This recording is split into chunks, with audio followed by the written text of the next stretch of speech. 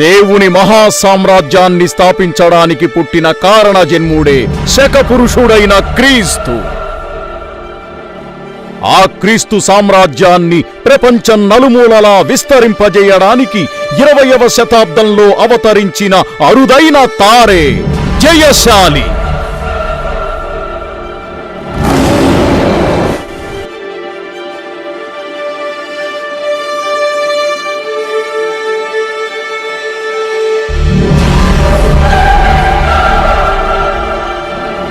సమర రంగంలో సైన్యానికి ముందు నడుస్తున్న రాజు, పరాక్రమము కలవాడై ఎవనికైనను భయపడక వెనుదిరగని విశ్వవిక్రమ సింహం. సింహగర్జన.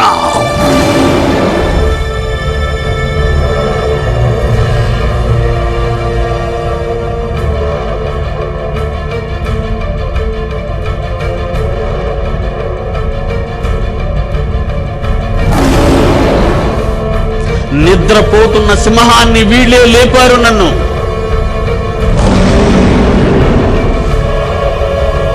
ఇది పిడి సుందర్రావు కాలం. అక్రమకారులను అణచివేసే అధిపతి,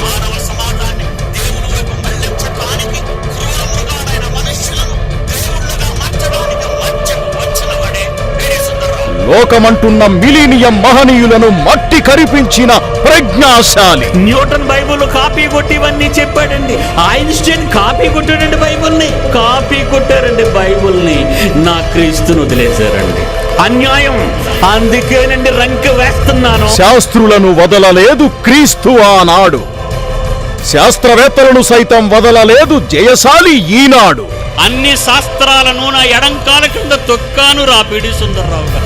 నా యేసునంటే చింపేస్తాను ఎవరికైనా ప్రపంచంలో. Anybody. He may be historian, he may be atheist, archaeologist, cosmologist, anybody in the world ever can stand in front of the lion Jayashali. Not only in Indians, not only Africans, not only Australians, around the world. జనుల మీద అధికారం ఇచ్చేదను. క్రీస్తుపై Bible పై వస్తున్న వివాదాలను విమర్శలను పెళ్లగిస్తూ 2012 యుగాంతం కాదు అని నిరూపించి క్రీస్తు జయకేతనాన్ని ప్రపంచంలో ప్రజ్వలింపజేస్తున్న క్రీస్తు సామ్రాజ్య రథసారథి, క్రీస్తు సామ్రాజ్య రథసారథి.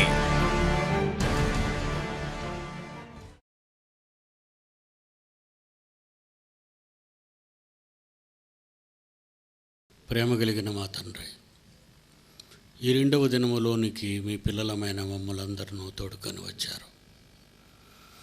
మహాజ్ఞాన సంగతులను మీ పిల్లలకు చెబుతుండగా వారి మనోనేత్రాలు తెరుచుకొని మీ మనస్సును ఎరుగునట్లు సహాయం చేయండి.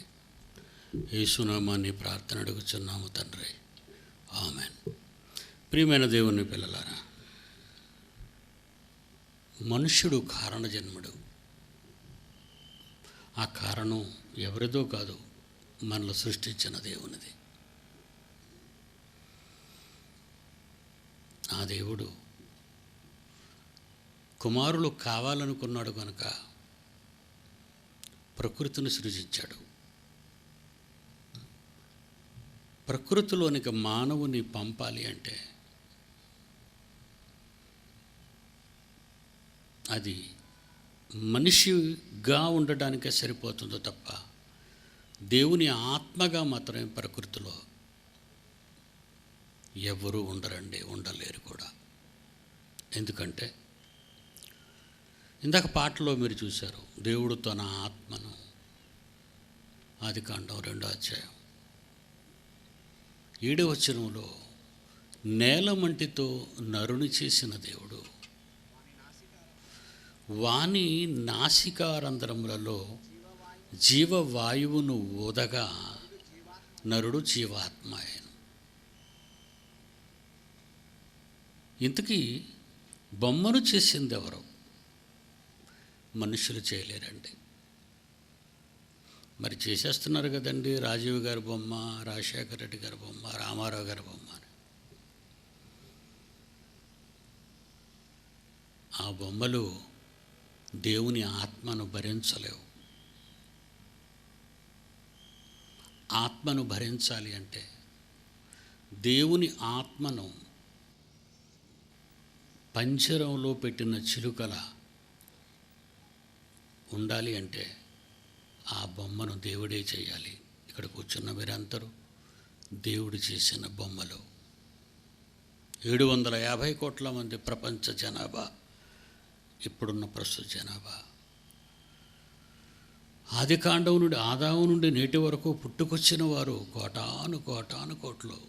వాళ్ళందరూ దేవుడు చేసిన బొమ్మలు, మనుషులు చేసిన బొమ్మలు కావు. మనుషులు చేసిన బొమ్మలైతే రామారావు గారు చచ్చిపోగానే ఎన్టీఆర్ విగ్రహంలో ఎన్టీఆర్ గారు వచ్చేసేవాళ్ళు. రాజశేఖర రెడ్డి చచ్చిపోగానే చేసిన బొమ్మలోకి రాజశేఖర రెడ్డి గారు వచ్చేయగలరు.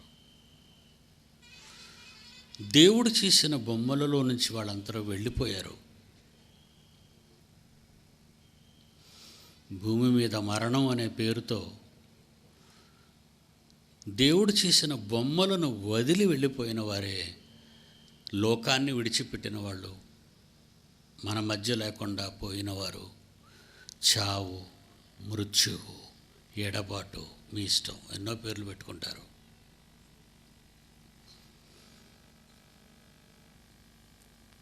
బైబిల్ చరిత్రలో ప్రపంచ చరిత్రను కూడా మనం తిరుగుదొడితే అందులో ఒక ఆయన దేవుడు ఉండటానికి గది కడతామన్నాడు. దాని పేరు మందిరం. నిన్న చెప్పాడు కుమారుడు, మీరంతా మంచి మంచి అందమైన ఇళ్ళు కోట్ల రూపాయలతో కట్టుకుంటారు, లక్షల రూపాయలతో కట్టుకుంటారు. దేవుడికి ఎక్కడో ఒక చిన్న గది, ఆ గదిలో ఒక చిన్న అరలో ఆయన బొమ్మను పెట్టారే తప్ప దేవుణ్ణి పెట్టలేదు. బైబిల్లో కూడా సొలొమోను అనే మహారాజు ఇశ్రాయేలు దేశాన్ని పాలించే కాలంలో దేవునికి ఉండడానికి ఇల్లు కడతా ఉన్నాడు. అప్పుడు ఆయన అన్న మాట ఒకసారి మనం జ్ఞాపకం చేసుకుందాం. బైబిల్లో మొదటి రాజుల గ్రంథము 8వ అధ్యాయం. బైబిల్ అందరూ తీయండి మీరు, ఎందుకంటే వెలుగులోకి రమ్మంటున్నారు. ఏదో పబ్లిక్ స్పీచ్ వినేటట్టు, ఏదో సినిమా చూసి వెళ్ళిపోయినట్టు కాకుండా అసలు ఈ విషయాలు బైబిల్లో రాయబడ్డాయా అనేది కూడా మీరు చూడాలి. పాఠం వినేసి ఇంటికి వెళ్ళిపోరు. ఇంటికి వెళ్ళిన తర్వాత చెప్పబడిన పాఠాలు, రాసుకున్న నోట్స్లు చూస్తారు పిల్లలు. ఎందుకంటే దెర్ ఈజ్ అన్ ఎగ్జామినేషన్. అదే సంతోష్ చెప్పాడు కుమారుడు. ఇక్కడికి వచ్చి వినేస్తారు, 4 రెఫరెన్స్లు రాసుకుంటారు, వెళ్ళిపోతారు. కానీ దాని మీద చదువుతారా మనసు పెట్టి? అప్పుడప్పుడు చదువుతానండి, కంగారేం లేదనుకుంటారా? ఏది అప్పుడప్పుడు చదివినా పర్వాలేదు, కానీ దేవుడిచ్చిన ఈ జీవగ్రంథాన్ని దివారాత్రములు దాన్ని ధ్యానించాలి అని బైబిల్లో ఉంది. రీడింగ్ వేరు, స్టడీయింగ్ వేరు. రీడింగ్ అంటే చదవటం, ఎవరైనా చదివేయగలరు. స్టడీయింగ్ అంటే పరిశోధించటం, అర్థం చేసుకోవటం. అది డిఫరెన్స్ రెండింటికి మధ్య. స్టడీ అంటే విద్యార్థి చేస్తాడు. రీడింగ్ అంటే ఎంతోమంది ఉన్నారు, తెల్లవారులగ్గానే పేపర్లు చదవడం, న్యూస్ పేపర్లు చదవడం, చదివితేటి చదవకపోతేటి. కానీ స్టడీయింగ్ అలాంటిది కాదు. ఆ సబ్జెక్టు మీద పట్టు రావాలి, ఆ పట్టును నిరూపించుకోవడానికి పరీక్షకు అటెండ్ అవ్వాలి, అక్కడ తన ప్రతిభను చాటాలి. అది స్టడీ అంటే. విద్యార్థి, క్రైస్తవులు బైబిల్ని స్టడీ చేయాలి. నేను ఇప్పుడే ఒక జోకు చెప్పాను.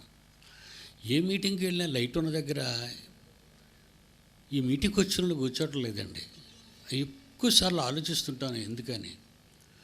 ఆ వెలుగును చూసి తల్లడిల్లిపోయే పురుగులు చావటానికైనా వెళుతున్నాయి, వాటిని తాకి చచ్చిపోతున్నాయి. తెలుసు కదా మీకు. ఈ వెలుగు చూడగానే నేల చల్లబడినప్పుడు ఎంత పురుగు పుడుతుంది, ఆ పురుగు ఆ వెలుగులోకి వెళ్తుంది. అక్కడికి వెళ్ళినా చచ్చిపోతానని తెలుసు దానికి, పోనీ తెలియకపోవచ్చు, వదిలేయండి. పని ముందెళ్ళిన పురుగులన్నీ దాని కళ్ళ ముందే మాడిపోయి పొగల్లాగా వస్తుంటే ఇది ఎందుకు వెళ్ళాలి, కానీ వెళ్ళి చచ్చిపోవాలి అనుకుంటుంది వెలుగులో. మన వాళ్ళు మాత్రం చీకట్లో ఎందుకుంటారో అర్థం కాదండి. పురుగు వెలుగుకి వెళ్తుంది, నరుడు చీకటికి వెళ్తున్నాడు. ఇది నేర్చుకోవడమే కదా. మీరు వెలుగు సంబంధులని ఊరకే అన్నాడు, ఆయనకేం తోచకన్నాడు ఆ మాట. ఆ వెలుగు పడిన దగ్గరల్లా ఖాళీ ఉంటుందండి స్తంభం చుట్టూ. ఎక్కడెక్కడో మారుమూల ప్రాంతాల్లో చీకట్లో ఉంటారు. మీ ఇంట్లోకి వెళ్ళి చీకట్లో కూర్చుంటారా? మీ ఫ్యామిలీ అంతా వెలుగులో ఉన్నప్పుడు అబ్బే వాళ్ళ మధ్యన కూర్చుంటా వెళ్ళి. మరి ఇక్కడెందుకు అలా మారిపోయావు? Something wrong. ఏదో ఒక యాంటీ సిస్టమ్ ఏదో మీ బాడీలో ఉంది.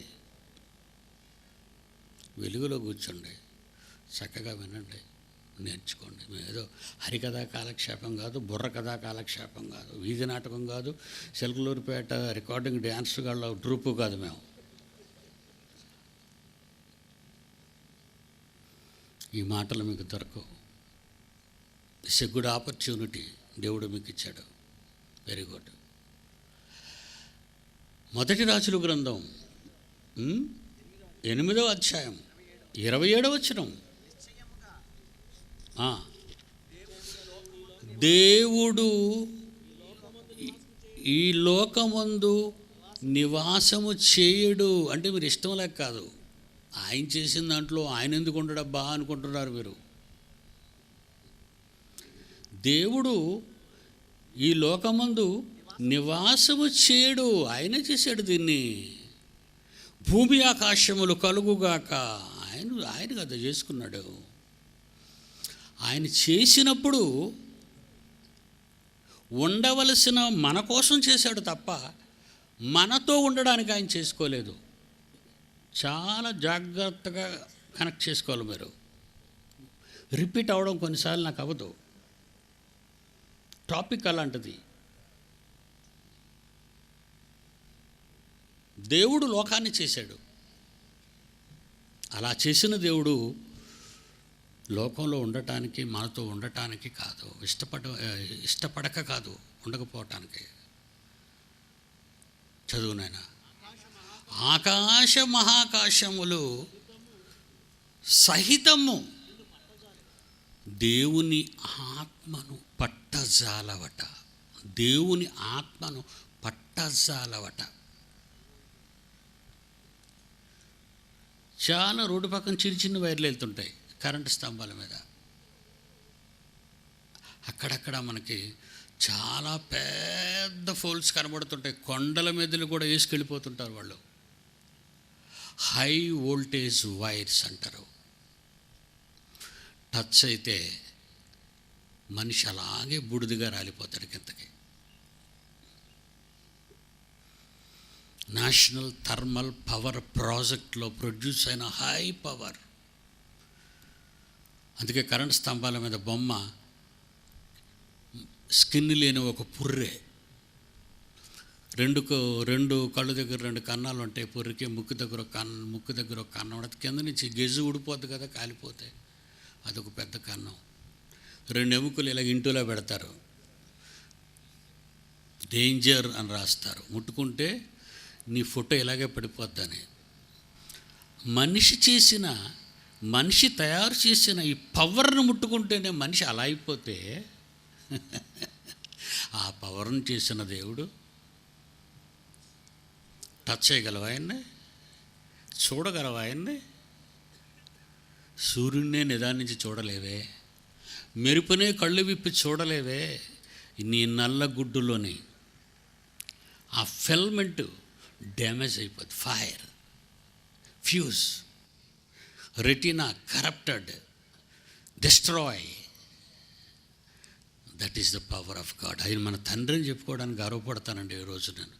Is my father.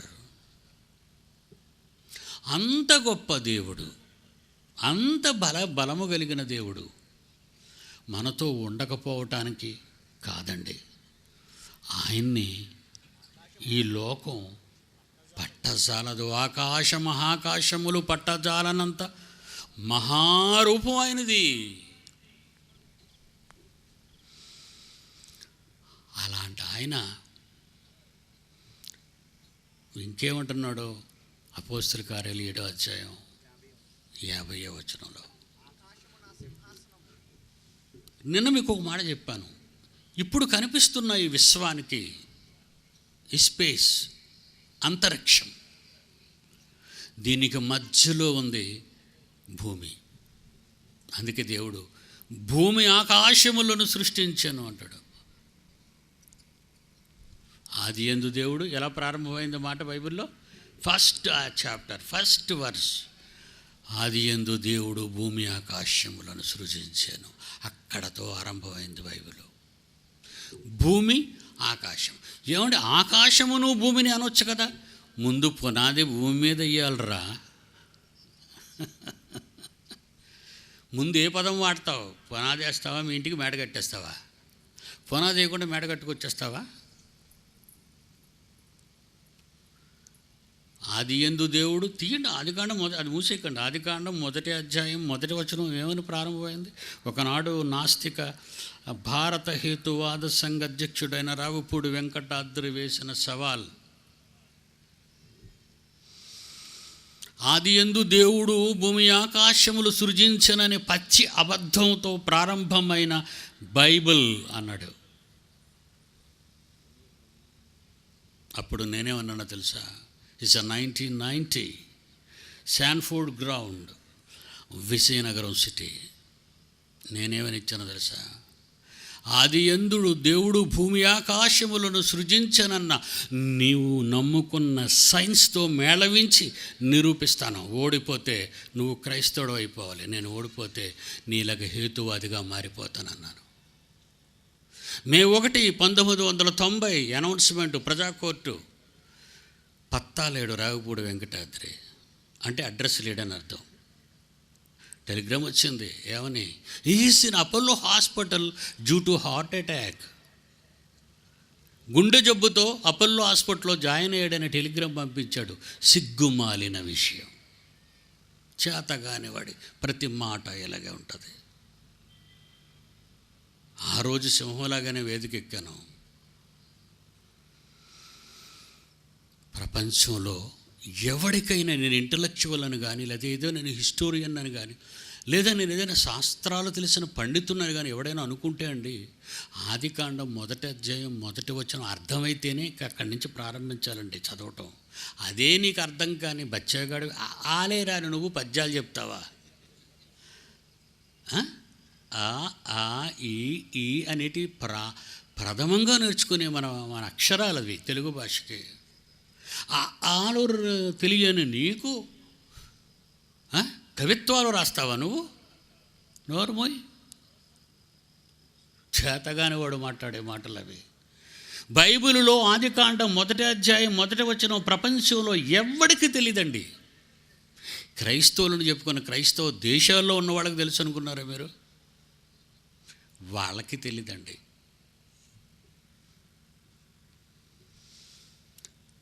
ఆది యందు దేవుడు భూమి ఆకాశములను సృజించెను. ఇదేంటండి భూమి ఎట్టిదేంటి? ముందు చిన్నది కదండి బాబు. ఈ ఆకాశం ఎంత విశాలం, ఎంత పెద్దది, ఎన్ని కోటాను కోట్ల నక్షత్ర మండలాలు, ఎంత చీకటి పదార్థం, ఇవన్నీ ఉంటుండగా కింద ఎక్కడో మిల్కీవే పాలపుంత నక్షత్ర మండలం ఉంది. ఆ పాలపుంత నక్షత్ర మండలంలో ఒక సూర్య కుటుంబం ఉంది. ఆ సూర్య కుటుంబానికి కొన్ని గ్రహాలు ఉన్నాయి. ఆ గ్రహాల్లో 3వ గ్రహం భూమండలం. ఆ భూమి అనే పదాన్ని ఎందుకు ఎత్తుకున్నాడు దేవుడు అంటే, అక్కడే తన రూపాలు రాబోతున్నాయి కనుక. విశ్వచక్రం మధ్యలోనే నరుడు ఆరంభం కాబోతున్నాడు కనుక. విశ్వచక్ర కేంద్ర స్థానంలో నరుడు పుట్టబోతున్నాడు. ఆ నరుడు దేవుడు చేసిన బొమ్మగా ఉంటాడు అక్కడ. భూమి ఎండింగ్ ఆకాశం, బిగినింగ్ భూమి, ఎండింగ్ ఆకాశం. భూమి ఆకాశ బలలు మధ్యన నువ్వు ఏమైనా కావాలా?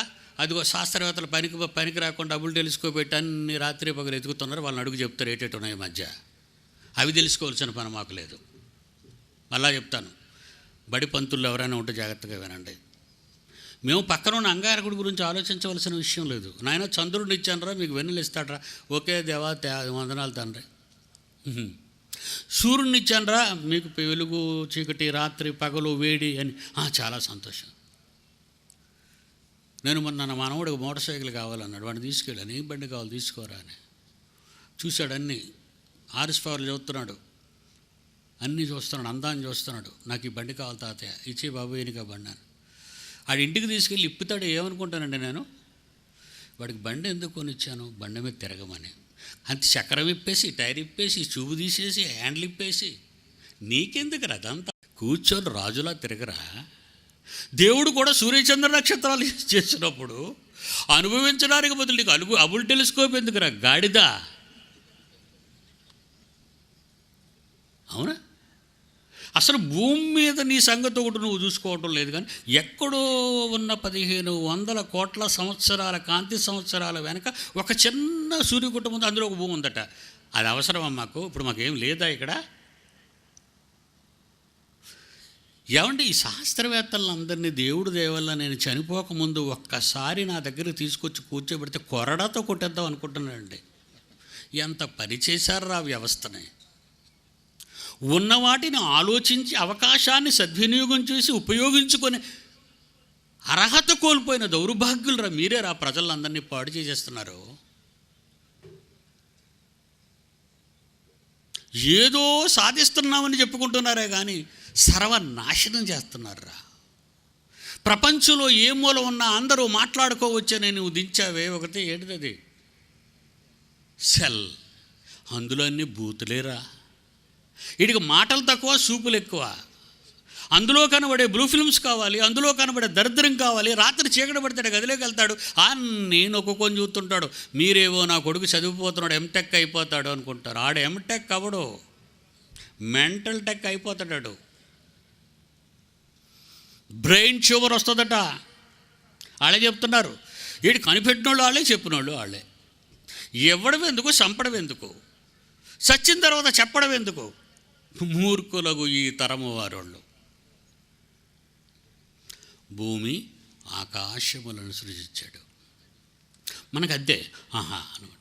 బైబిల్లో ఎంతవరకు రాయబడిందో ఆ పరిధిలోనే మీరు ఉండండి, దాటకండి.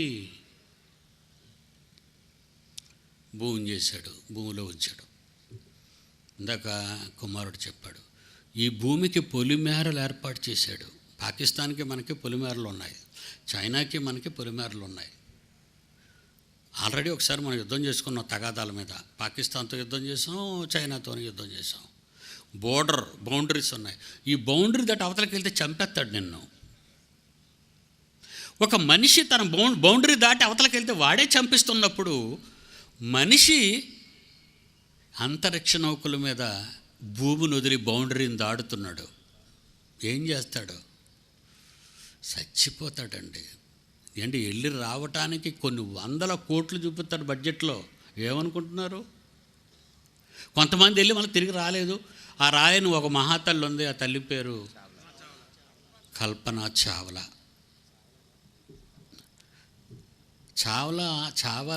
చావలేదు అనుకోకండి, చచ్చిపోయింది. చచ్చిపోయింది. చావాలా అనుకొని వెళ్ళింది, చచ్చిపోయింది. కల్పన అంటే కనబడనది. చావు కావాలా? ఎందుకు వెళ్ళాలి అక్కడికి?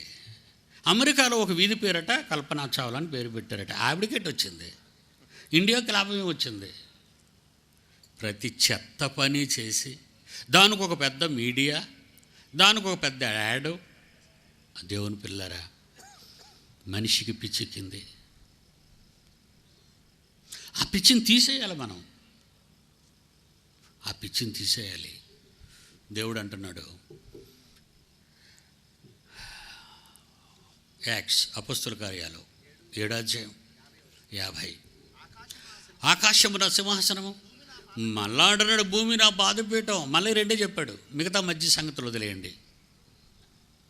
ఆకాశము నేను కూర్చుంటాను దాని మీద, మీరు చూస్తున్నారే దాని మీద నేను కూర్చుంటాను, భూమి మీద నేను కాళ్ళు పెట్టుకుంటాను అని కింద అంటున్నాడు సొలొమోను రాజుతోని. మీరు నా కొరకు ఎలాంటి మందిరాన్ని కడతారా? అందుకేనండి ఇక్కడ భూలోకంలో ఉండరు. సరేలేండి, ఆయన చాలా పెద్ద మహాకాశాలు పట్టమైన రూపం ఆయనకుంది. మరి మనం ఎక్కడి నుంచి వచ్చాం? ఆదికాండం 2:7లో ఏం చదువుకున్నారు? నేలమంటితో నరుని నిర్మించి వాని నాసికారంధ్రములలో తనలోని జీవవాయువుని ఆత్మను ఊదగా నరుడు జీవాత్మ అయిపోయాడు. అంటే దేవుడు చేసిన 6 అడుగుల బొమ్మలో దేవుడు చేసిన బొమ్మలు మీరు. దేవుడితో మేడ్ బై గాడ్, మీరు దేవుడు చేయగా వచ్చింది మీ బాడీ. ఇందులో ఎంత పవర్ఫుల్ ఒక పదం వాడాడండి ఆయన. నిర్మాణం అని దేనికి వాడతాను చెప్పండి? ఒక పొలంలో చిన్న పాకేసుకుంటే ఇది నా నిర్మాణం అంటే ఎవరైనా అంటారు? అదే నేను గుడిసె అంటారు. నిర్మాణం అనే పదాన్ని బుర్జ్ ఖలీఫా కట్టించుకున్నాడు కదండి, 162 అంతస్తులు దుబాయ్లో, వాడేది నిర్మాణం అంటారు. చచ్చిపోయిన తర్వాత భార్య మీద పిచ్చెక్కిపోయిన ఒక ఎవరండి అయినా షాజహాన్ గారు ఆగ్రాలో తాజ్మహల్ కట్టించుకున్నారు, అది నిర్మాణం. కొన్నేళ్ల తరబడి కట్టింది. అలాగే చైనా వాడు కట్టుకున్నాడు, దేశం చుట్టూ ఒక పెద్ద గోడ, చైనా వాల్. ఇవన్నీ కూడా వండర్స్ అంటారు. నిర్మాణం అనే పదం వాటికి వాడతారు. దేవుడు నీకు చేసిన ఈ బొమ్మకు కూడా అదే పదాన్ని వాడాడు. చూడు ఒకసారి, నేల మంటితో నరుని నిర్మించి. మనుష్యుడు నియమించిన నిర్మాణాలే ఇంత పెద్దవిగా ఉంటే దేవుడు నిర్మించిన 6 అడుగుల బొమ్మ నీది ఒక నిర్మాణమా? నిర్మాణమే అది. ఎవడో కట్టలేడు దాన్ని. తాజ్మహల్ కూలగొట్టి మళ్ళా కట్టించవచ్చు, పర్లేదు, నో ప్రాబ్లం. బుర్జ్ ఖలీఫా గారు కట్టిన 162 అంతస్తుల భవనాన్ని కూల్చి మళ్ళా కట్టేయగలవు, నో ప్రాబ్లం. చైనా వాళ్ళని తిరగేసి మళ్ళీ చైనా వాళ్ళు కట్టేయగలరు వాళ్ళని, నో ప్రాబ్లం. కానీ ఈ దేహాన్ని తిరిగి ఎవ్వడూ కట్టలేడు. దానికోసం వాడిన పదార్థం దొరకదు మీకు. గుండె కావాలి. గుండెలు చేస్తున్నారు చాలా కాలం బట్టి. ఆడ గుండె ఆగిపోయింది కానీ గుండెలు తయారవ్వలేదు ఇంకా. మానవ గుండెలు, మనిషికి ఏ విధంగానైనా గుండెను తయారు చేయాలని శాస్త్రవేత్తలు కోట్ల రూపాయల ప్రజాధనాన్ని కొల్లగొడుతూ వాళ్ళ యొక్క ల్యాబొరేటరీలో ఉంటూ అయిపోతుంది వచ్చేస్తుంది అంటూనే మనకు ఆ గుండె కనిపించలేదు. ఈడి గుండె ఆగిపోతుంది అప్పటికే. ఓకే, గుండె దొరకదు. కిడ్నీ చేస్తారా మీరు? ఎవడన్నాడు కిడ్నీ చేసేవాడు? ఎవరైనా కిడ్నీ ధర్మం చేయాలి. అమ్మా మాదాకాలం గుండె ధర్మం చేయండి, కిడ్నీ ధర్మం చేయండి, కన్ను ధర్మం చేయండి, రక్తం కూడా ధర్మం చేయండి. ఎందుకు అడుక్కుంటున్నాడు వాడు చేయలేడు కనుక. చేతగాని ప్రతివాడు చెప్పే మొదటి మాట బెగ్గింగ్. అది దేవుణ్ణి అడగరా? నీకు కిడ్నీ కావాలంటే మరొకటి కిడ్నీ ఇచ్చేయాలి. నీకు రక్తం కావాలంటే మరొక రక్తం ఇచ్చేయాలి. నీకు కాలు కావాలన్నా, చేయి కావాలన్నా, గుడ్డు కావాలన్నా, ఏది కావాలన్నా ఎవరో ఒకరు దేవుడు చేసిన బొమ్మలోని వస్తువును, ఆ పదార్థాన్ని తీసుకొచ్చి నీకు అమరిస్తేనే కానీ నిన్ను బతికించలేడు ఈ శాస్త్రవేత్త, చేతగానివాడు. లాజరు బయటకు రా అన్నాడు అంతే. మేకర్ ఆయన, కలిగి ఉన్నది ఏదియో ఆయన లేకుండా కలుగలేదు. లాజరు బయటకు రా. మనిషి చేయలేడండి. మనిషికున్న ఈ దేహం 6 అడుగులది, ఇది మీరు చేయలేరండి. ఏది చేయలేరు అసలు మీరు. దేవుడు చేశాడు గనుక మనుష్యుడు చెయ్యలేడు. అలాంటి మనిషివైన నీవు దేవునికి ఏం కడతావు? దేవుడే నీకు దేహాన్ని చేశాడు. ఏమన్నాడు బైబిల్లో? నీ చేతులే తండ్రి నాకు అవయవ నిర్మాణము చేశాయి అంటాడు. చూడండి, యోబు గ్రంథం 10వ అధ్యాయం 8వ వచనం. యోబు గ్రంథం 10వ అధ్యాయం 8వ వచనం. నీ హస్తములు నాకు అవయవ నిర్మాణం, అది నిర్మాణం. దేవుడు చేసిన మనుష్యులారా, దేవుని చేసిన మనుష్యులు మీరంతా. ఆ నిర్మాణాన్ని చేసి ఊరుకున్నాడా? తనలో ఉన్న ఆత్మను ప్రవేశపెట్టాడు. ఏమండి, గులాబీ పువ్వు నుంచి గులాబీ పువ్వు వస్తుంది, చామంతి పువ్వు రాదు కదా. కాకి నుంచి కాకి పిల్ల వస్తుంది, ఆవు నుంచి దూడ పిల్ల వస్తుంది. దేవుడి నుంచి వచ్చావు నువ్వు. తనలో ఉన్న జీవవాయువును ఊదగా నరుడు జీవాత్మ. కొన్ని వచనాలు మీకు చూపించిన అవసరం లేదు, మీకు తెలిసిపోతాయి. తరతరములకు మీకు నివాస స్థలము నేనే అన్నాడు. భూమి మీదికి తరలి వచ్చిన విడగొట్టబడిన ఆత్మలన్నీ ఆదాములో ఏదేనులో ప్రవేశపడ్డబడ్డాయి. అప్పుడే నువ్వు వచ్చేసావు భూమి మీదకి. మర్చిపోకూడదు మీరెవ్వరు. ఆ రోజు ప్రవేశపెట్టాడే ఆదాము బొమ్మలోనికి. ఆ రోజు వచ్చిన వాళ్ళు ఎంతో తెలుసా? యేసుక్రీస్తు రాకడ వరకు, విశ్వం నశించిపోయినంత వరకు ఆయా తరాలలో ఆయా తండ్రుల గర్భాల గుండా బయటకు వచ్చిన వాళ్లే ఈ సంతానం అంతా. ఆదాము సంతానం.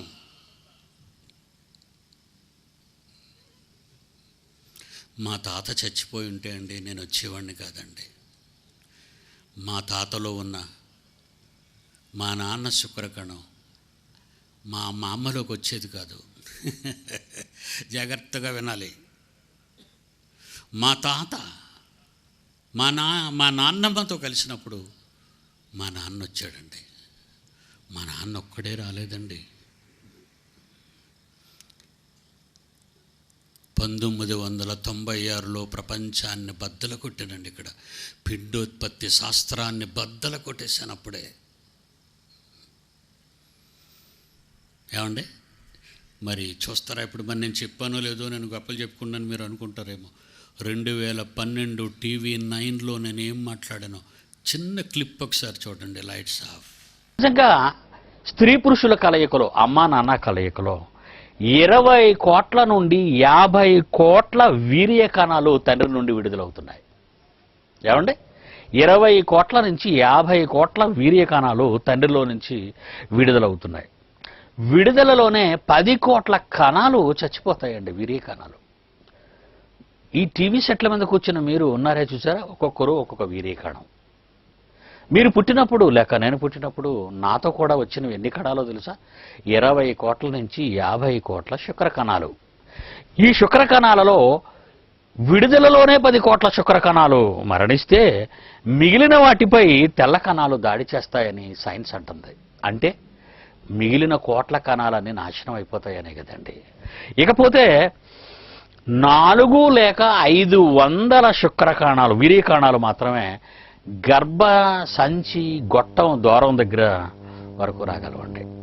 ఇక తల్లిలో వేలాది అండాలు మరి పరిపక్వం అవ్వండి. తల్లిలో ఎన్నో వేల అండాలు ఉంటాయి. ఈ వేల అండాల్లో ఒక్కటి మాత్రమే పరిపక్వం అవుతుంది.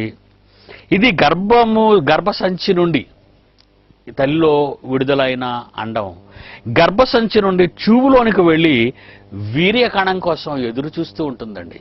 వీర్యకణం అంటే నీ కోసం నా కోసం ఆ రోజు తల్లిలో విడుదలైన అండం ఎదురు చూడటం విశేషం అండి.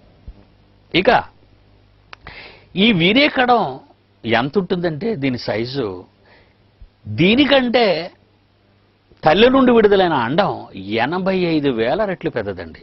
అంటే ఒక పెద్ద గ్రహం మీద ఒక వ్యామగామి దిగితే ఎలా కనిపిస్తాడో కళ్ళకి, అదే విధంగా ఈ అండం దగ్గరికి వెళ్ళినటువంటి వీర్యకణం మనకు అలాగే కనిపిస్తుందండి. అయితే గొప్ప విశేషం ఏంటంటే ఇందులో చెప్పుకోదగ్గది 20 నుంచి 50 కోట్ల తండ్రి నుండి వీర్యకణాలు విడుదలైతే విడుదలలోనే 10 కోట్ల కణాలు చచ్చిపోతే మిగిలిన వాటిపై తెల్ల కణాలు దాడి చేస్తే 400-500 మాత్రమే తల్లిలోనికి ప్రవేశిస్తాయన్నదే లేటెస్ట్ సైన్స్ అండి. ఇన్ని కోట్ల కణాలలో ఒక కణానికి మాత్రమే, ఒక వీర్య కణానికి మాత్రమే తల్లి అండం అవకాశం ఇస్తుంది. ప్రియులరా, మరి మిగిలిన వాళ్ళంతా రాలిపోయారనే కదండి. మరి వచ్చిన ఇతనులోని అద్వితీయత ఏమైనా ఉందంటారు? ఇతనికి ప్రత్యేకంగా శాస్త్రవేత్తలు అనుకున్నట్టుగా ఇతనికి అద్వితీయత ఏమీ లేదండి. దేవుడే అద్వితీయుడిగా చేసే ఒక ప్రోగ్రామ్ని తల్లి అండంతో ఫలదీకరణం చెందే కార్యక్రమాన్ని ఏర్పాటు చేశాడు. ఇట్స్ వండర్ఫుల్ అండి. ఇది డాక్టర్లు కానీ సైన్స్ కానీ ఎవరు చేసింది కాదండి.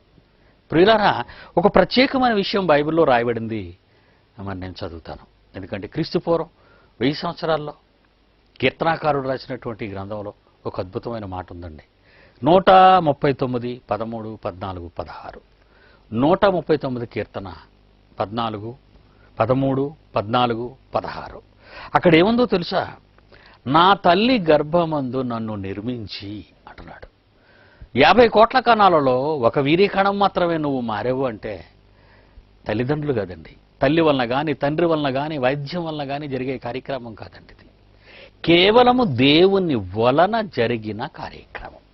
కనుక క్రీస్తుపూర్వం 1000 సంవత్సరాల్లో రాయబడిన కీర్తనల గ్రంథంలోని ఈ పదాన్ని మనం చూస్తుంటే, నా తల్లి గర్భమందు నన్ను నిర్మించి అన్నాడు. అంటే పిండోత్పత్తి శాస్త్ర ప్రపంచానికి సవాలు విసురానని గతంలో చెప్పని చూసారా? వాళ్ళు ఏం మాట్లాడతారంటే, ఇక బైబిల్లో ఏముందో తెలుసు తర్వాత పదం, నన్ను కలుగజేసిన విధము భయం, ఆశ్చర్యం. ఇన్ని కోట్ల కాలాలలో నేను మాత్రమే నా తల్లి అండంతో ఫలదీకరణం చెందాను అంటే అది దేవుని వలన జరిగిన కార్యక్రమమే కానీ మనుషుల వలన జరిగిన కార్యక్రమం కాదు. నన్ను కలుగు చేసిన విధము నాకు భయాన్ని, ఆశ్చర్యాన్ని కలుగు చేస్తుంది అన్నాడండి కీర్తనకారుడు. తర్వాత నేను పిండమునై ఉండగా నీ కన్నులు నన్ను చూశాను. నేను పిండమునై ఉండగా నీ కన్నులు నన్ను చూశాను అంటున్నాడండి. ఎంత మంచి మాట అండి. Very good. ఇప్పుడు TV9 వాళ్ళు లేటెస్ట్గా ఏం చెప్పారో అది వినండి. ఇది ఎప్పుడో 2012, 10 నుంచి 12 మధ్య కాలంలో మరి ఆంధ్ర రాష్ట్రం అంతా TV9లో చూపించిన నరహంతకుడు అనే టాపిక్ మీద దీన్ని TV9లో టెలికాస్ట్ చేశాం మేము. మరి ఇప్పుడు అదే TV9 ఎన్ని సంవత్సరాలు అని చెప్పండి? ఇది 2014, నేను చెప్పింది 2012. నేను మాట్లాడింది 2012లో మాట్లాడాను. 2014లో ఏం చెప్తున్నారో చూడండి వీళ్ళు. ప్రాణి పుట్టుక అన్నది మరి అంత సరళంగా వివరించడానికి వీలుపడే వ్యవహారం కాదని మనకు తెలుసు. అణువులు కణాల స్థాయికి వెళ్లి అధ్యయనం చేస్తే ఒక మనిషి జన్మించే ముందు దేహంలో ఏకంగా మహా సంగ్రామాలే జరగాల్సి ఉంటుంది. అలాంటి వాటిలో మొదటిది సకల చరాచర సృష్టికి ఆధారభూతమైంది అయిన ఒక ఘట్టం గురించి ఇప్పుడు తెలుసుకుందాం. మృత్యుపాశం నుండి బయటపడేందుకు కోట్ల జీవాలు ఒక్కటిగా కలిసి చేసే పోరాటం అది. అనంతాకాశపు అంచుల్లో మెరిసే స్వర్ణ కుంభం కోసం మనిషి పడే ఆరాటం అది. అక్కడే వారిని ప్రాణాలతో నిలిపి ఉంచే సంజీవని ఉంది. కానీ అది ఒక్కరికే సరిపోతుంది. అంతిమ ఘడియలు సమీపించే కొద్దీ ప్రమాదం తీవ్రత పెరుగుతూ ఉంటుంది. గమ్యాన్ని చేరుకోమని వారిని కంగారు పెడుతుంది. ఇతని నడుము కింది భాగంలోని టెస్టికిల్స్ అనే ప్రాంతంలో క్షణానికి కొన్ని వేల శుక్ర కణాలు ఉత్పత్తి అవుతూ ఉంటాయి. ఇలాంటి 500 కణాల్ని ఒకదాని వెనుక ఒకటి పేర్చుకుంటూ పోతే అన్నీ కలిపి కేవలం 1 మిల్లీమీటర్ పొడవు మాత్రమే ఉంటాయి. కాబట్టి స్పర్మ్ లాంటి ఒక చిన్న పదార్థం ఎలా ప్రవర్తిస్తుంది అన్నది అర్థం చేసుకోవాలంటే దాని సైజుని చాలా పెంచి చూడాలి. పరిమాణంలోనే కాదు, రూపంలో కూడా అది మనిషిని పోలి ఉండేలా చేసి దాని జీవితాన్ని మనకి పరిచయం చేయాలనుకున్న కొందరు సైంటిస్టుల చిలిపి ఊహకి దృశ్య రూపం ఇప్పుడు మనం చూడబోతున్నాం. టెస్టికిల్ అని పిలువబడే ఈ భవంతిలో కొన్ని లక్షల శుక్ర కణాలు తాము చేయబోయే పని కోసం ఎదురు చూస్తుంటాయి. వీటిలో కొన్ని ఆడవాటిలాగా మరికొన్ని మగవాటిలాగా కనిపించడం మనం గమనించవచ్చు. ప్రతి శుక్ర కణం తాలూకు తల భాగంలోనూ అది సృష్టించబోయేది అమ్మాయినా అబ్బాయినా అన్నది తెలిపే క్రోమోజోముల వ్యవస్థ ఉంటుంది. దాని కింద స్పర్మ్కి అవసరమయ్యే శక్తిని సమకూర్చే మైటోకాండ్రియా అనే పవర్ ప్లాంట్ ఉంటుంది. చివరిగా ఉండే తోక శుక్రకణం ప్రయాణం చేయడానికి ప్రొపెల్లర్ లాగా ఉపయోగపడుతుంది. ఒక క్రిక్కిరిసిన భవంతిలో ఇసుకేస్తే రాలనట్లు పోగుపడిన వీరంతా ఇప్పుడు శుక్రకణాలన్నమాట. ఒక స్పర్మ్ తయారైన తర్వాత అది టెస్టికిల్లోని ఎపిడిడిమస్ అనే ఒక ట్యూబ్ లాంటి అమరికలో చేరిపోతుంది. 6 మీటర్ల పొడవున్న ఈ నాళం కొన్ని లక్షల స్పర్మ్స్ ని తనలో ఉంచుకోగలుగుతుంది. ఏ ప్రేరణ లేనంత వరకు ఈ కణాలన్నీ నిద్రాణంగా ఉంటాయి. వాటి చర్యల్ని నియంత్రించేది బయటి వాతావరణమే. ఈమె మన కథలోని శుక్రకణాల తాలూకు యజమాని భార్య. సంతానోత్పత్తి కోసం పురుషుడిలో తయారయ్యే కొన్ని లక్షల కోట్ల శుక్రకణాలకి కౌంటర్ పార్ట్ గా స్త్రీలో కేవలం నెలకి ఒక్క అండం మాత్రమే విడుదలవుతుంది. ఆ అండాన్ని కలవడానికి తనలో ప్రవేశించిన స్పర్మ్ ని నిలువరించడానికి, నాశనం చేయడానికి స్త్రీ శరీరంలోని ఇమ్యూన్ సిస్టమ్ రకరకాల ప్రయత్నాలు చేస్తుంది. Cervix, cervical canal, uterus, fallopian tubes అనే మజిలీల్ని దాటుకొని స్పర్మ్ తన లక్ష్యాన్ని చేరుకోవాల్సి ఉంటుంది. కొంచెం ముందుగా చేరినా, కొంచెం ఆలస్యంగా చేరినా దానికి మరణమే శరణ్యం. పురుషుడిలో లైంగికపరమైన ఆవేశం కలగ్గానే శుక్రకణాల్లో చలనం మొదలవుతుంది. ఎపిడిడిమస్ లోని స్పర్మ్స్ అన్ని గంటకి 15 మైళ్ల వేగంతో బయటికి రావడానికి ప్రయత్నిస్తాయి. ముందుకు తప్ప వెనక్కి వెళ్లడానికి అవకాశం లేని వన్ వే రోడ్ అది. అవి తమ ఇష్టానుసారం ఎదడం లేదు, ప్రవాహంలో బలవంతంగా ముందుకు నెట్టబడుతున్నాయి. మైక్రోబయాలజీకి పితామహుడిగా చెప్పదగిన లూవెన్ హాక్ 17వ శతాబ్దంలో తొలిసారి ఈ శుక్రకణాల్ని ప్రపంచానికి పరిచయం చేశాడు. మొదటి తరం మైక్రోస్కోపుల సృష్టికర్తగా కూడా పాపులర్ అయిన ఈ మేధావి వాటి ఆకారాన్ని, పరిమాణాన్ని సరిగ్గా వివరించాడు. అప్పటి వరకు శాస్త్రవేత్తలు కూడా శుక్రకణాల తలభాగంలో ఒక పిల్లవాడిని పోలిన ఆకారం ఇమిడిపోయి ఉంటుందన్న భ్రమలో ఉండేవారు. ఇప్పుడు మనకి మరింత మెరుగైన పరికరాలు అందుబాటులోకి వచ్చాయి. ఎలక్ట్రాన్ మైక్రోస్కోప్ సహాయంతో చూస్తే ఒక వ్యక్తిలోని శుక్రకణాలన్నీ ఒకే విధంగా ఉండవని మనకి అర్థమవుతుంది. కొన్ని బలహీనంగా ఉండి చురుగ్గా కదల్లేవు, మరికొన్ని ప్రయాణం ప్రారంభించిన కాసేపటికే తనువు చాలిస్తాయి. ఈ నిర్జీవమైన శుక్రకణాలు మిగిలిన కణాల చలనానికి అడ్డుపడుతుంటాయి. ఆ విధంగా మొత్తం శుక్రకణాల్లో కేవలం 15 నుండి 20% మాత్రమే స్త్రీ శరీరంలోకి ప్రవేశిస్తాయి. స్పర్మ్ దృష్టికోణంతో చూస్తే అది ఒక దుర్భేద్యమైన పర్వత శ్రేణి గుండా ప్రయాణిస్తున్నట్లు. అంబరాన్ని చుంబిస్తున్న కొండ చర్యల మధ్యలోని అగాధాల్లో నుండి పడుతూ లేస్తూ చేసే ఆ ప్రయాణంలో వారు చేరుకోవలసిన మొదటి మజిలీ సర్విక్స్.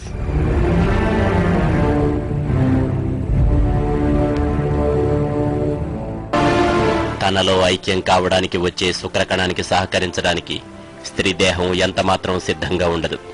లోపలికి ప్రవేశించిన స్పర్మ్ ఆచూకీ పసిగట్టగానే అక్కడ ఉండే ఆమ్ల సంబంధమైన ద్రవాలు వాటిలోని శక్తిని హరించడానికి ప్రయత్నం చేస్తాయి. ఆమె శరీరానికి సంబంధించినంత వరకు స్పర్మ్ అంటే అదొక హానికరమైన ఫారెన్ బాడీ. ప్రయాణం ప్రారంభించి అరగంట గడవక ముందే కనీసం 90% శుక్రకణాలు ఈ ఎదురుదాడిలో చనిపోతాయి. ఈ అవరోధాన్ని కూడా అధిగమించిన మొండి ఘటాలకి సర్విక్స్ రూపంలో ఒక హడిల్ ఎదురవుతుంది. సర్విక్స్ వద్ద మార్గం చాలా ఇరుకుగా ఉండడమే కాదు, మ్యూకస్ లాంటి చిక్కని ద్రవం దాని మార్గాన్ని మూసేస్తుంది. అప్పటి వరకు శత్రువైఖరిని అవలంబించిన స్త్రీ శరీరం నుండి మొదటిసారి ఒక లైఫ్ లైన్ అందేది ఇక్కడే. అండం విడుదలైన సందర్భంగా వచ్చే ఈస్ట్రోజన్ అనే హార్మోన్ సర్విక్స్ వద్ద మూసుకుపోయిన దారిని క్లియర్ చేస్తుంది. దీనితో పాతాళంలో నిలబడి పర్వతాగ్రాన్ని చేరుకోవాలని చూస్తున్న వారికి ఒక ఆధారం దొరికినట్లవుతుంది.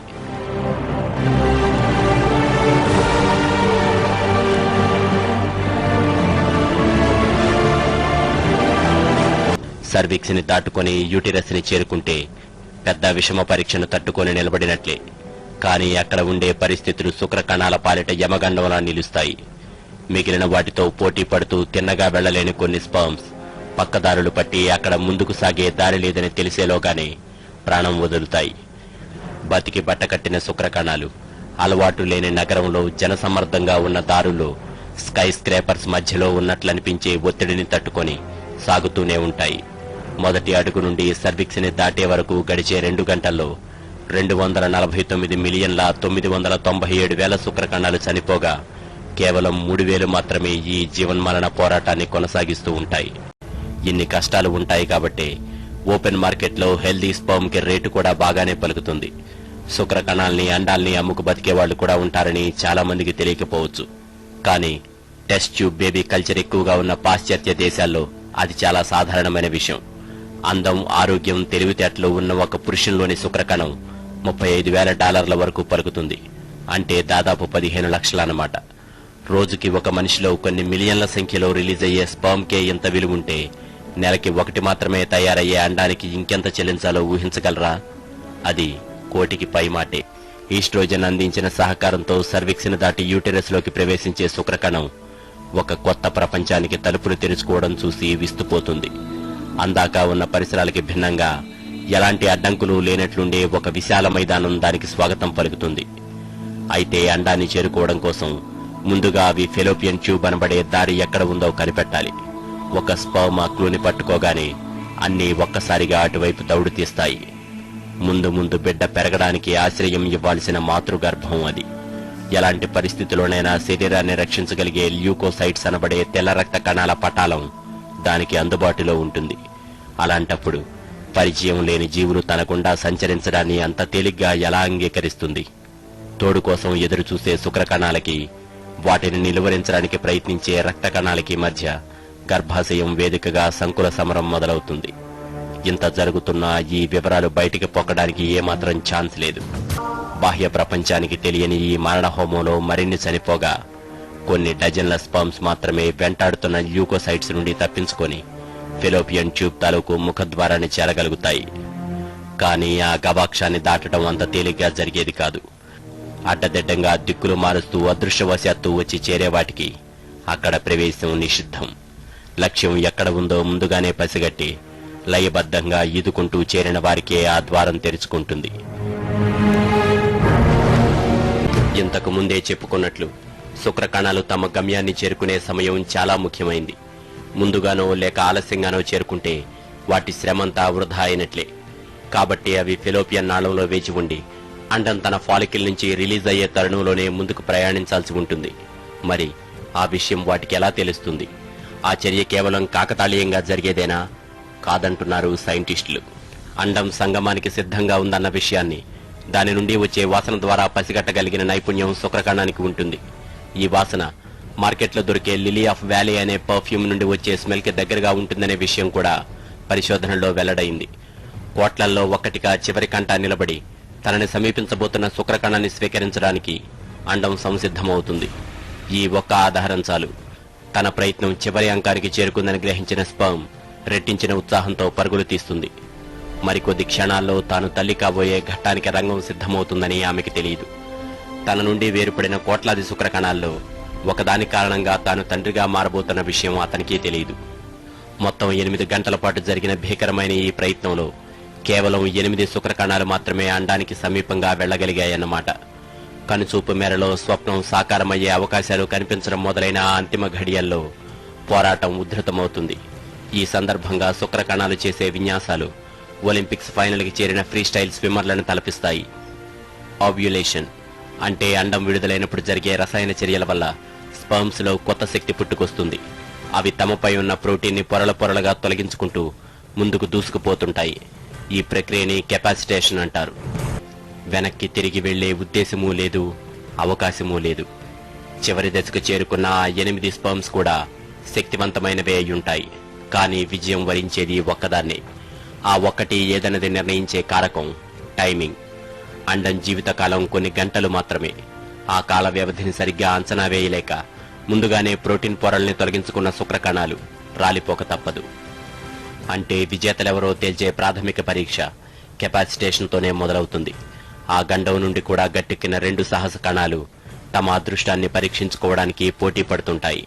వాటిలో ఒకటి వై క్రోమోజోమ్ని తీసుకొస్తున్న మగ శుక్రకణం, మరొకటి ఎక్స్ క్రోమోజోమ్ని తీసుకొస్తున్న ఆడ శుక్రకణం. ఒకవైపు నిస్సత్తువ ఆవరిస్తున్నా అంతవరకు పడిన కష్టం రాజీ పడడానికి అంగీకరించక వాటిని ముందుకు నడిపిస్తుంది.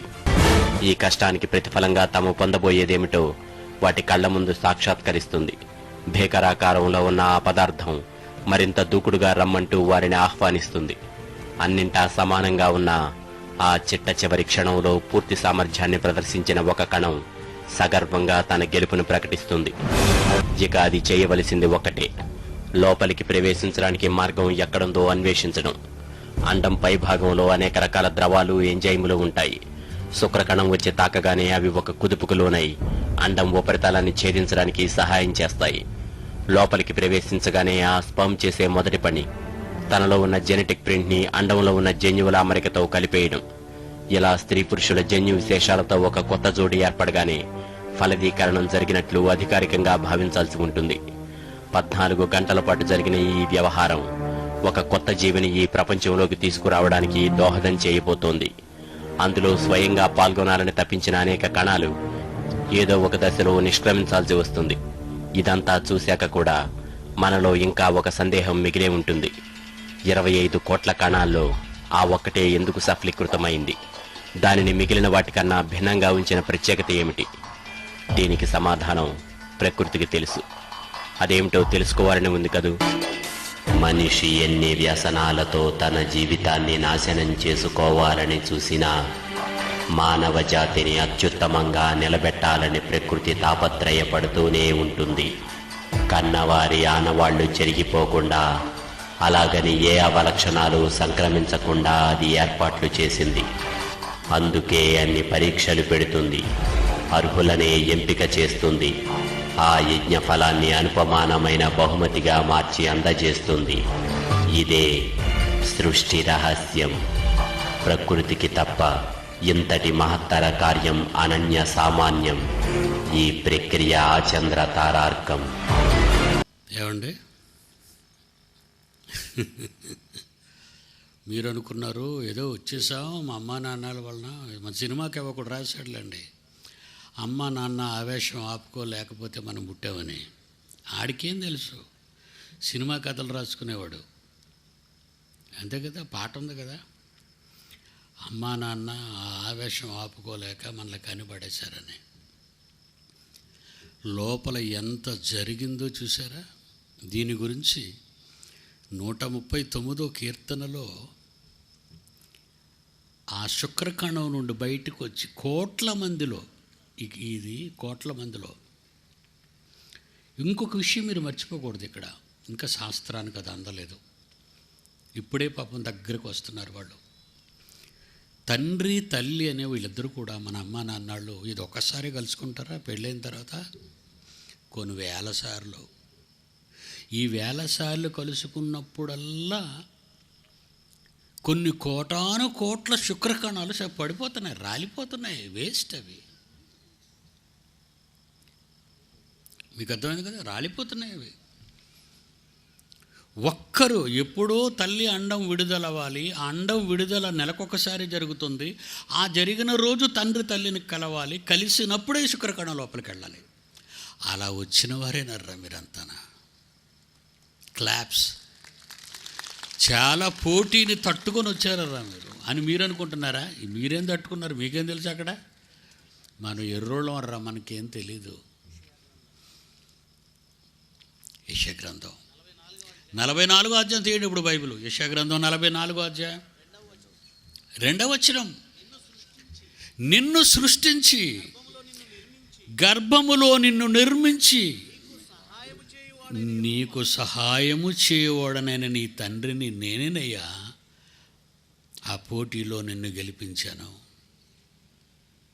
కోటాను కోట్ల మంది రాలిపోతే నిన్నే పిలక్ పట్టుకొని తీసుకొచ్చి నీ తల్లి అండంతో కలిపానే మీ నాన్నలో నుంచి.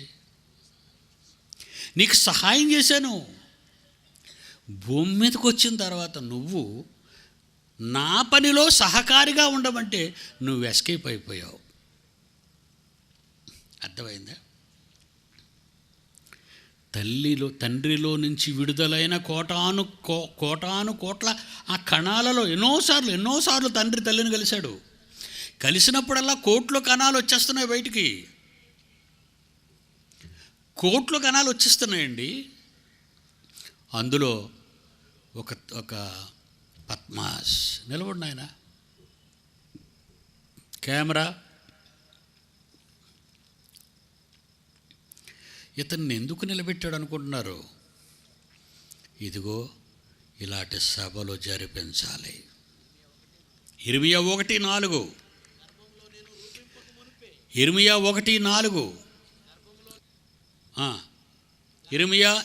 1 జాగ్రత్తగా వినాలి మీరు. ఇది మీ story. This is your life story.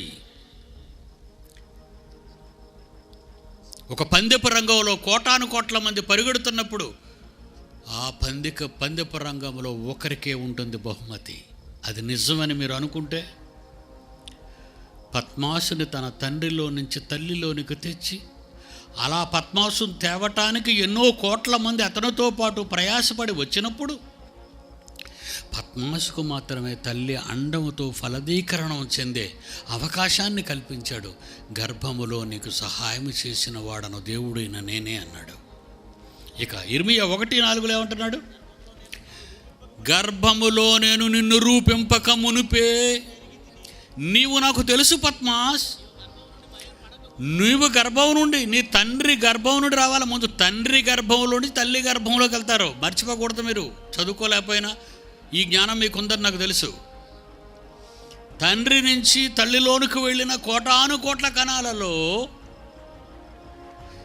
ఒక పద్మాసు గురించి ఆలోచించాడు కనుక దేవుడు ఈరోజు ఆ తండ్రి కోసం, ఈ మానవ జాతి కోసం, వాళ్ళ మనోనేత్రాల తెరవటం కోసం ఈ లక్షలు, ఎన్ని లక్షలు, 12 లక్షలు ఖర్చు పెట్టేటండి. ఎంతోమంది పిల్లలు చేసిన సహాయం సంఘాలు. ఇప్పుడు ఇతను నిలబెట్టడం న్యాయం అంటారా? దేవునికి ఇది న్యాయం. దోపిడీ దొంగలకి ఇది అన్యాయం. మత ఛాందస్సు వాదులకి ఇది అక్రమం. బైబిల్ మత గ్రంథమా? ఎవడన్నాడు రా? ఒరే సైన్స్లో ఏబీసీడీలు తెలియనివాడు, పిచ్చివాడవు నువ్వు. ఒకసారి నువ్వు మాట్లాడేటప్పుడు నువ్వేం మాట్లాడుతున్నావు ఆలోచించి ఒకసారి. విదేశీ పుస్తకమా? మరి చిన్నప్పటి నుంచి బడిలో వీళ్ళు చదువుతున్న పాఠాలన్నీ ఐన్స్టీన్వి, వీళ్ళందరూ అన్ని శాస్త్రవేత్తలు. ఈ గెలీలియో కానీ, తర్వాత అరిస్టాటిల్ కానీ, లేదంటే ఎంతోమంది శాస్త్రవేత్తలు ఉన్నారు. మరి వీళ్ళందరూ విదేశీయులే కదా. ఆ విదేశీయులు రాసిన పుస్తకాలే కదరా చదివేసి నువ్వు BA, MA, BSc, MCom చదివావు నువ్వు. అది విదేశీ పుస్తకాలు నువ్వు చదవచ్చు, కానీ బైబిల్ మాత్రం విదేశీ పుస్తకం. దీన్ని ఎందుకు అంటున్నావు? నీకు పోయే కాలం అన్నమాట. నీ బ్రతుకు బాగుపడడానికి అవసరమడే ఈ గ్రంథాన్ని నువ్వు ఎందుకు తోచేస్తున్నావు తెలుసా? నువ్వు అనవసరంగా పుట్టావురా, అనవసరంగా పుట్టావు నువ్వు. దేవుడు నిన్ను నిలబెట్టాడు, చూసావా? తప్పు చేసావు. ఏమంటే నిన్న ఎంతమంది వచ్చి ఉంటారు? చాలామంది వచ్చారు, చాలా జనం వచ్చారండి. ఎంత వేసారు తెలుసా కానుక? 19,000 అండి. ఖర్చు ఎంత అండి? 12 లక్షలు అండి. ఎందుకంటే మీకు చేతులు రావట్లేదు? రావండి. పోటీలో నిలబెట్టిన తండ్రి మిమ్మల్ని ఎంతటి వాళ్ళని చేసే ఇక్కడికి రప్పించి మహాజ్ఞానాన్ని మీకు వినిపింప చేయటానికి ఎంత అట్మాస్ఫియర్ క్రియేట్ చేశాడే పిల్లలందరూ కలిసి. మరి మీరు ఏమైనా ఇవ్వరా దేవునికి? ఆ పోటీలో నిలబడ్డం మర్చిపోయావు. ఈ జాతకం ఎందుకు వేశానంటే మీకోసమే. ఏదో అమ్మా నాన్న వెళ్ళిపోయారు, ఏదో పుట్టేశారు, వచ్చేసారు అనుకుంటున్నారు మీరు. దేవుడర్రా రోజు మీకు కూడా ఉన్నది. కూర్చోనైనా. Thank you very much. God bless you. రేపు కానుకలు ఎక్కువ తండి. మేము తినేయడానికి కాదు, దేవుని పని. ఇంత మంచి జ్ఞానం మీకు తీసుకొచ్చాడు కదా ఆయన రాసిన గ్రంథంలో. ఏమండి ఇది ఎప్పుడు రాసినా తెలుసా మీకు? సింహగర్జన అనే పుస్తకం ఉందండి. ఇందులో ఈ ఆర్టికల్ నేను 1990లో రాశాను. టీవీలో 2012లో మాట్లాడాను. ఈ ఆర్టికల్ నేను భూతల క్రిందులు అనే మ్యాగజైన్లో 1990-96 మధ్య రాశానండి. అదే భూతల క్రిందులుగా ప్రింట్ అయిందండి బుక్. సింహగర్జన అనే బుక్ను ప్రింట్ చేయించామండి. దీని హెడ్డింగ్ ఏమి పెట్టానో మీకు తెలుసు కదండి. ప్రపంచ మేధావులారా కబడ్దార్. ఇలాంటి పుస్తకాలు ఎవడని రాస్తాడండి?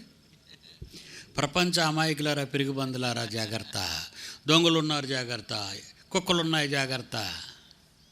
మేధావులకే జాగ్రత్త విసిరిన బైబిల్ అండి. ఏమనుకుంటున్నారు బైబిల్ అంటే? మీరు సరిగ్గా చదవరు కదా. ఒక ఆయన అంటాడు బైబిల్ చదివితే నిద్ర వచ్చేస్తుందండి అంటున్నాడు. డబ్బులు లెక్క పెట్టినప్పుడు నిద్రపోతావా? బ్యాంక్ వెళ్ళినప్పుడు నిద్రపడతావా? భార్య దగ్గరికి వెళ్ళి పడుకుని పోతావా? అబ్బో, అక్కడ నీకు అంత లైవ్ ఎప్పుడు తెలిగేసి ఉంటావు. దేవుణ్ణి మోసం చేయకండర్రా.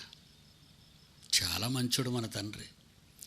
అమాయకుడిని చేసేసారు ఆయన్ని. మీరు చంపేస్తాడు. ఆయన సంగతికి మీకు తెలీదు. చంపేస్తాడు. రేపు చెప్తాను ఎలా చంపేస్తాడో. రకరకాలుగా మర్డర్లు చేస్తాడు మిమ్మల్ని ఆయన. మీరేటి కిల్లర్ వీరప్పని ఒక మర్డరు, ఎవడో సద్దాం హుస్సేన్ గడు మర్డరారు, హంతకుడు, లేదంటే ఇంకెవడంటే వాడు నయీం గడి ఈ మధ్యన తెలంగాణతో ఆడుకు మర్డరారు. పెద్ద పెద్దలు చెప్పండి, రాష్ట్ర స్థాయి వాళ్ళు చెప్పండి, ఇంటర్నేషనల్ కేడీలు చెప్పండి. బిన్ లాడెన్ ఒక మర్డర్ అదే ఆడాడు, హిట్లర్ ఒక మర్డర్. వాళ్ళందరికంటే బహుభయంకరుడైన మీ దేవుడే, మీ తండ్రే పీక పిసికి చంపేస్తాడు. ఏమండి? ఇదిగోండి సింహగర్జన. ఇందులో 126 పేజీ అండి. నిరాకారు కృతులు నిత్యలోక నివాసులా అని. ఎక్కువ లేనట్టున్నాయండి, అయిపోతాయి ఈవేళ అనుకున్నాను. తొందరపడి వెళ్ళండి దేవుడి పిల్లరా. ఒక విషయం గమనించండి మీరు. ఇర్మియాతో ఏమంటున్నాడు? గర్భములో నిన్ను రూపింపక మునుపే నిన్నెరిగి తిని, నీవు గర్భము నుండి ఇది ఇర్మియా గారికి అన్నమాట, కానీ మాది కదా అనుకుంటున్నారండి. ఇర్మియా గురించి కూడా చెప్పుకోలేదు, యెషయా గురించి చెప్పుకోలేదు, జకర్యా గురించి, మలాకీ గారి గురించి, మత్తయి గురించి, లోక గురించి చెప్పింది కాదు. దేవుని మాటలు పలికిన రచయితలు వీళ్ళంతా పరిశుద్ధాత్మ ప్రేరణతో దేవుని మూలముగా పలికిరి. దేవుడు రాయించినది పుస్తకం, వాళ్ళు ఓనుగా రాసింది కాదు. ఏమన్నాడు ఇర్మియాతో బిగినింగ్ నుంచి? గర్భము నుండి బయలుపడక మునుపే నేను నిన్ను ప్రతిష్ఠించి తిని, జనములకు ప్రవక్తగా నిన్ను నియమించాను.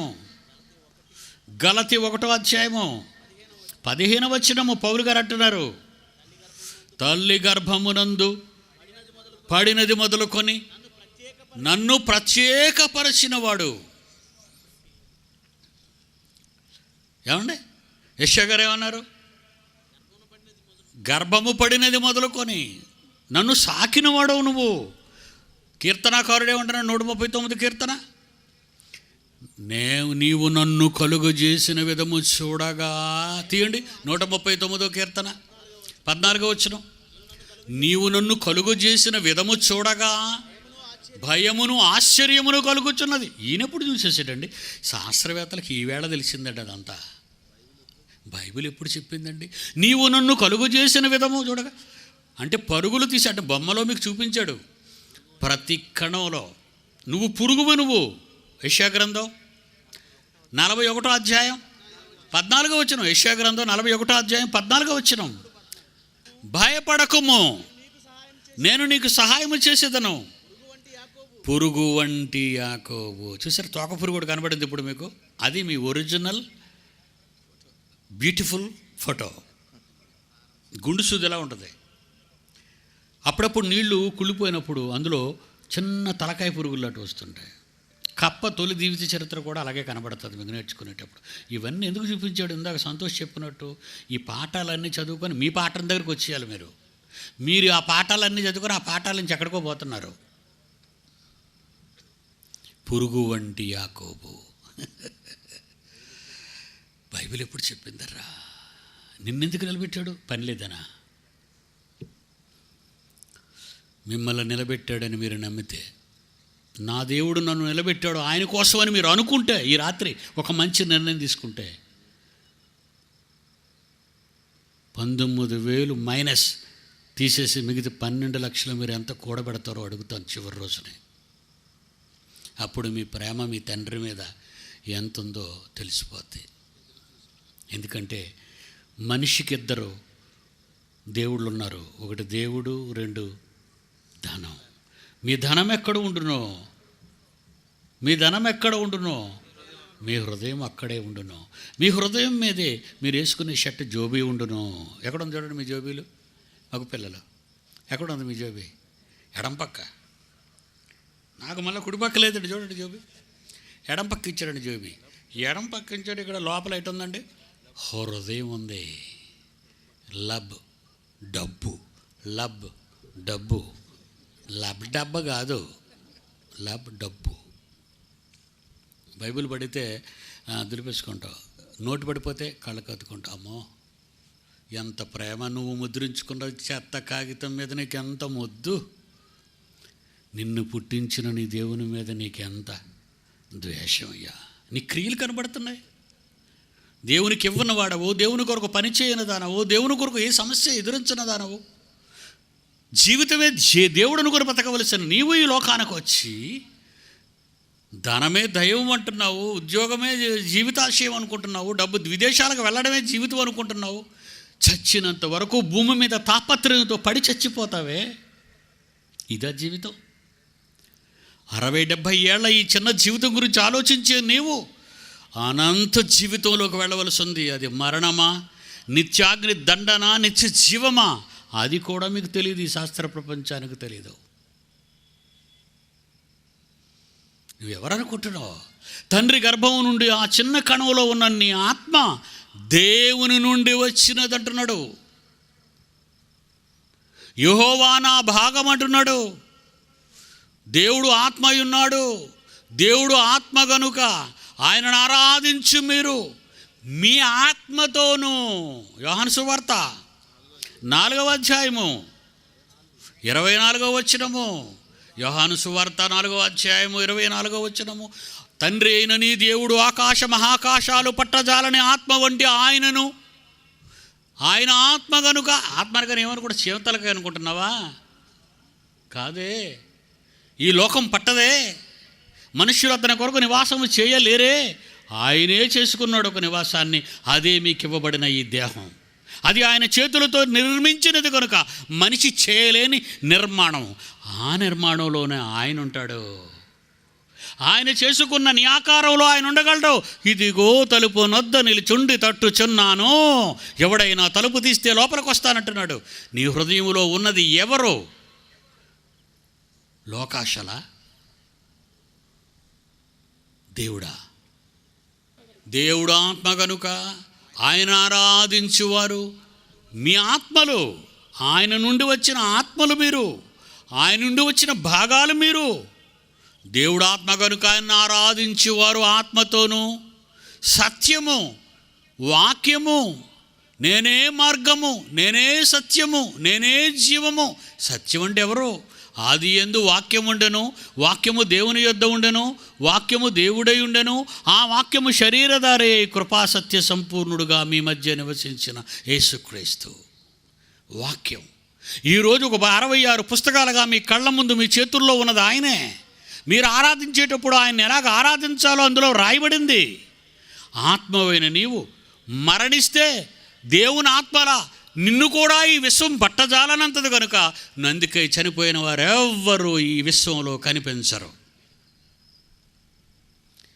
చచ్చిపోయినాడు అక్కడ తిరుగుతున్నాడండి, ఇల్లు ఇక్కడ తిరుగుతున్నాడు. ఇవన్నీ గారడీలు, ఇవన్నీ పచ్చి పచ్చి పనికి మాలిన మాటలు. వీటిని నమ్మకండి. మనిషి మరణించాడు అంటే ఆ శరీరంలో నుంచి వచ్చిన ఆత్మ దేవుని నుండి వచ్చినది కనుక భూమి దాన్ని భరించలేదు, ఈ విశ్వమే దాన్ని భరించలేదు. అందుకే దాటిపోతుంది ఈ విశ్వాన్ని. ఆడు చెడ్డవాడైనా సరే, మంచివాడైనా సరే.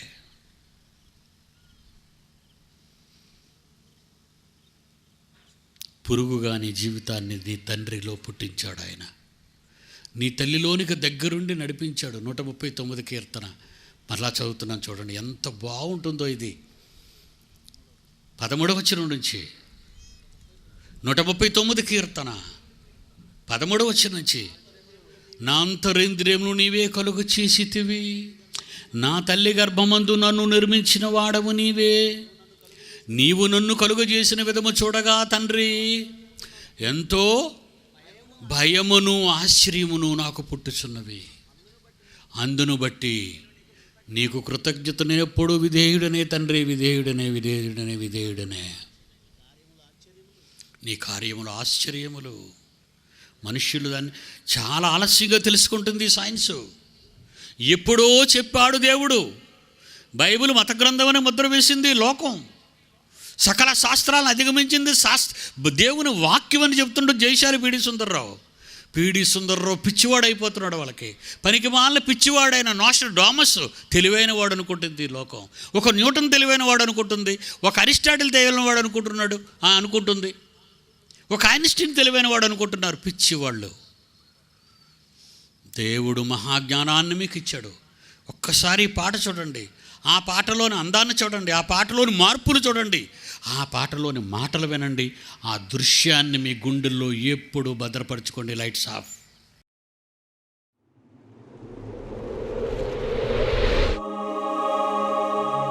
లోకాలే పుట్టకముందు, దేవదూతలే పుట్టకముందు, పరిశుద్ధాత్మ దేవుడు పుట్టకముందు, యేసుక్రీస్తే పుట్టకముందు, నీ తండ్రి అయిన దేవుడు ఒంటరివాడు.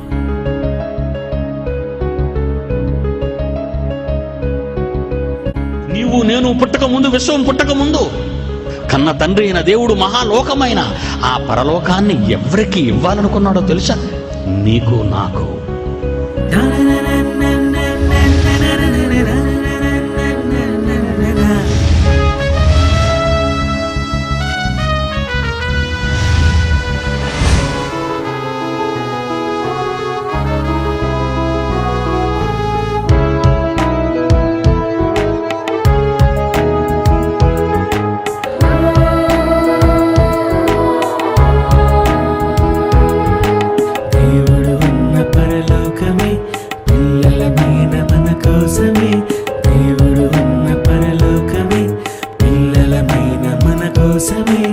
ఒంటరిగా తను ఉండలేక చేశాడు, నీకు తెలుసా?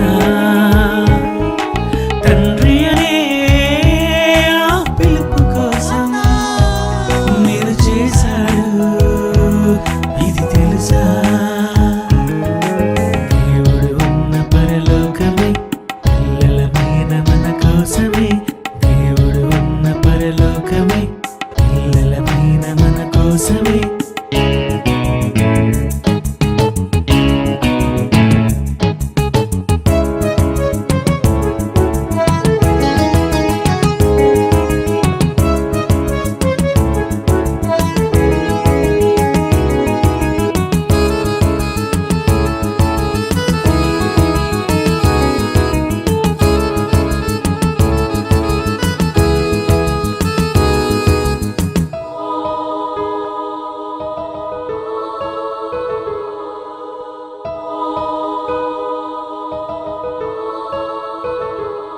దేవుడిచ్చిన ఈ చక్కటి ఆకారాన్ని నీ కన్న తండ్రి అయిన దేవుని కొరకు ఖర్చు పెట్టు.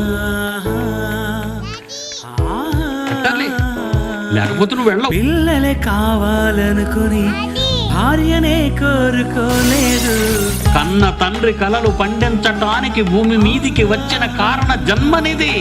పిల్లలే కావాలనుకుని భార్యనే కోరుకోలేదు. నిన్నే కావాలనుకొని నిన్నే వదులుకోలేదు. యేసును పంపాడు నిన్నే కాపాడాలని, తన ప్రేమను చూపాడు, తన మదిలో నీ ఉన్నావని సిలువలో తెలిపాడు.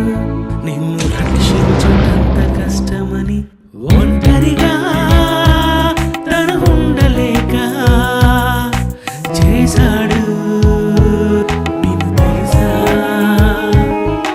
తండ్రి అనే ఆ పిలుపు కోసం నేను చేశాడు, ఇది తెలుసా? దేవుడు ఉన్న పరలోకమే పిల్లల మీద మన కోసమే, దేవుడు ఉన్న పరలోకమే పిల్లల మీద మన కోసమే.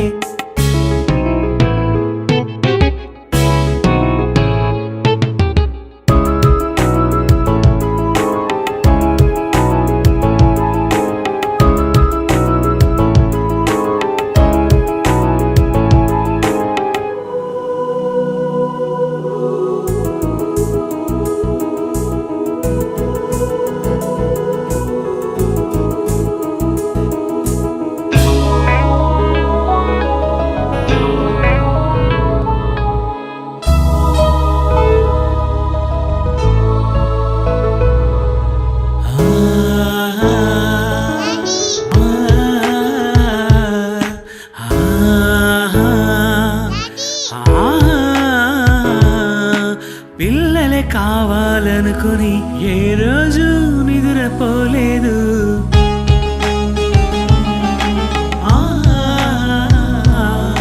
పిల్లలే కావాలనుకుని ఏ రోజు నిద్రపోలేదు. నిన్నే కావాలనుకొని అరచేతిలో చెక్కుకున్నాడు. యేసును పంపాడు నిన్నే కాపాడాలని, తన ప్రేమను చూపాడు, తన మదిలో నీ ఉన్నావని మనసే చెప్పాడు. పిల్లలంటే ఎంతో ఇష్టమని ఒంటరిగా తను ఉండలేక చేశాడు, నీకు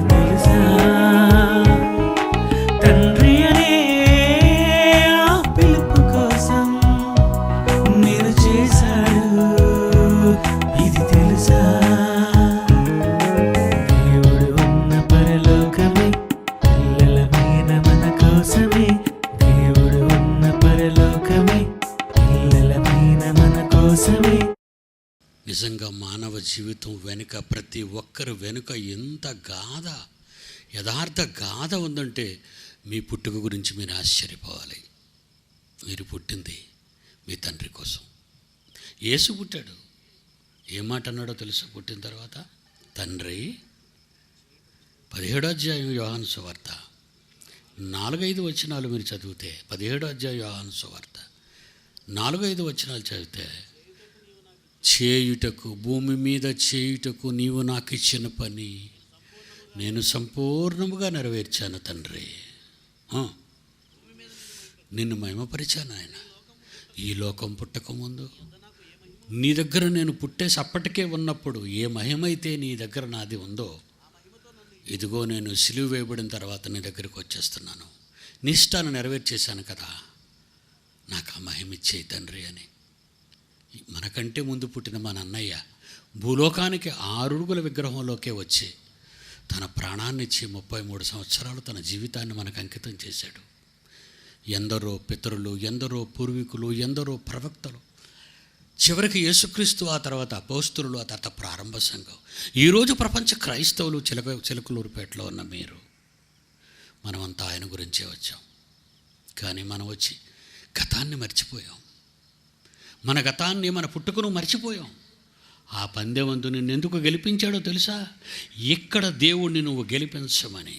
అందుకే జైశాలి పిడి సుందర్రావు వాక్యం అనే కత్తి పట్టి బైబిల్కు అడ్డంగా వచ్చిన ప్రతి వాడిని తెగ నరుకుతూ, వాడి ఆలోచనలు నా పాదాల కింద పడేసుకుంటూ ఆయనకి విజయాన్ని చేకూరుస్తూ ముందుకు సాగిపోతున్నాను. ఆయన మహిమపరచాలి. ఈ లోకం అతను నమ్మటం లేదు. ఈ లోకం ఆయన మాటలు నమ్మటం లేదు. మతం అంటుంది, మత మాటలు అంటుంది, విదేశాల మతం అంటుంది, విదేశాలకు పొండంటున్నారు వీళ్ళు.